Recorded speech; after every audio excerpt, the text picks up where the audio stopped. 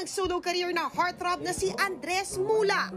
Bukod sa TV5 sitcom ng pamilya Mulak na The Purse Family, bibida pa si Andres sa adaptation ng Wattpad hit na Ang Mutya ng Section E. Definitely, it's all very new kasi it's a different style of acting. It's a lot less jokes because it's not pang sitcom, pang comedy. But it's all really a new learning experience and I'm really happy that I get to experience all of this. May mahigit 300 million reads online ang Wattpad series na ito.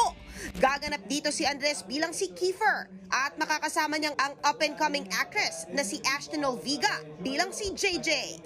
As a wholesome gentleman pa rin si Andres na madalas ngayon tuksohin sa tambalan nila ni Ashteen.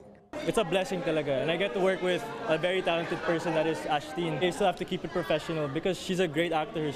Napapanood si Andres sa The Purse Family every Sunday, 7:15 p.m. sa TV5. Abangan naman ang bago niyang proyekto soon sa Viva One.